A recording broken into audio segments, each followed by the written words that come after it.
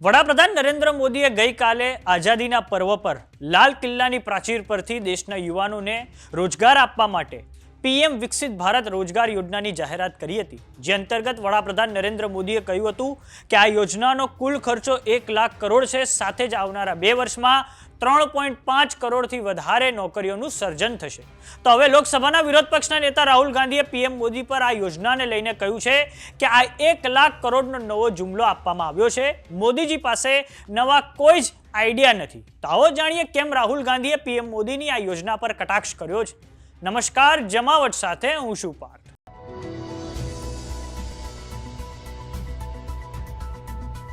વડાપ્રધાન નરેન્દ્ર મોદીએ 79માં આઝાદીના પર્વ પર લાલ કિલ્લાની પ્રાચીર પરથી દેશના યુવાનોને રોજગાર આપવા માટે પીએમ વિકસિત ભારત રોજગાર યોજનાની જાહેરાત કરી હતી. તો હવે આ યોજનાને લઈને લોકસભાના વિરોધ પક્ષના નેતા રાહુલ ગાંધીએ વડાપ્રધાન નરેન્દ્ર મોદી પર સીધો હુમલો કરતા પ્લેટફોર્મ એક્સ પર લખ્યું છે કે 11 વર્ષ પછી પણ મોદીજીના એ જ જૂના વાયદાઓ, એ જ મોઢે કરેલા આંકડા. પાછલા વર્ષે 1 લાખ કરોડથી 1 કરોડ ઇન્ટર્નશીપનો વાયદો પીએમ દ્વારા કરવામાં આવ્યો હતો. આ વર્ષે ફરી એકવાર 1 લાખ કરોડ નોકરીની યોજના આપવામાં આવી છે. સત્ય શું છે? સંસદમાં મારા સવાલ પર સરકારે માન્યું છે કે 10,000થી ઓછા લોકોને ઇન્ટર્નશીપ આપવામાં આવી છે. સ્ટાઇપેન્ડ એટલું ઓછું હતું કે 90% યુવાનોએ ના પાડી દીધી. મોદીજી પાસે હવે કોઈ નવો આઈડિયા નથી બચ્યો. આ સરકારથી યુવાનોને રોજગાર નહીં પરંતુ ખાલી જુમલાઓ જ મળે છે.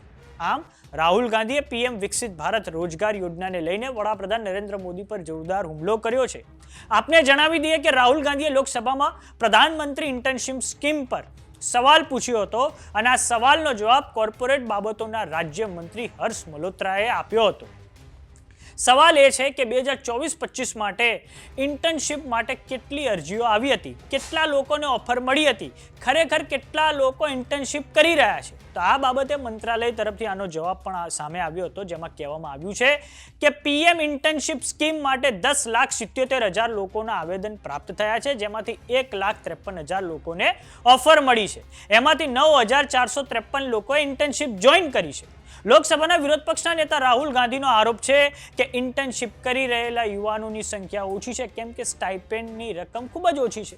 હવે સાંભળીએ વડાપ્રધાન નરેન્દ્ર મોદીને કે જેમણે પ્રધાનમંત્રી વિકસિત ભારત રોજગાર યોજનાની જાહેરાત કરતી વખતે શું કહ્યું હતું. आज युवाओं के लिए नए नए सेक्टर्स में हमारे नौजवानों के लिए अवसर बन रहे हैं. स्किल डेवलपमेंट, स्वरोजगार, बड़ी बड़ी कंपनियों में इंटर्नशिप, इस पर एक बहुत बड़े स्तर पर अभियान चल रहा है. और इसलिए देश के नौजवानों, आज मैं आपके लिए भी एक खुश खबर लेकर के आया. मेरे देश के नौजवानों के लिए आया. आज 15 अगस्त है. आज 15 अगस्त के ही दिन मेरे देश के युवाओं के लिए 1 लाख करोड़ रुपए की योजना हम चालू कर रहे हैं, लागू कर रहे हैं. आज से प्रधानमंत्री विकसित भारत रोजगार योजना आज ही 15 अगस्त को लागू हो रही है. ये आपके लिए बहुत खुशखबरी है.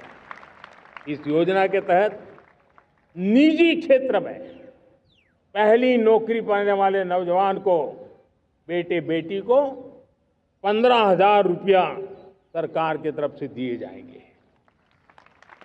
कंपनियों को भी नए रोजगार देने के अवसर जो भी ज्यादा जुटाएगा उनको भी प्रोत्साहन राशि दी जाएगी. प्रधानमंत्री विकसित भारत रोजगार योजना करीब करीब 3.5 करोड़ नौजवानों को रोजगार के नए अवसर बनाएगी. मैं सभी नौजवानों को इसके लिए बहुत बहुत बधाई देता हूं. તો હવે પીએમ વિકસિત ભારત રોજગાર યોજનાને લઈને તમારું શું માનવું છે અમને કોમેન્ટ બોક્સમાં લખીને જરૂર જણાવો. જો તમે અમને યુટ્યુબ પર જોઈ રહ્યા તો સબસ્ક્રાઇબ કરો. જો તમે અમને ઇન્સ્ટાગ્રામ અને ફેસબુક પર જોઈ રહ્યા તો ફોલો કરો. સાથે જ અમારી વોટ્સએપ ચેનલ આવી ગઈ છે, સબસ્ક્રાઇબ કરવાનું ના ભૂલતા. નમસ્કાર.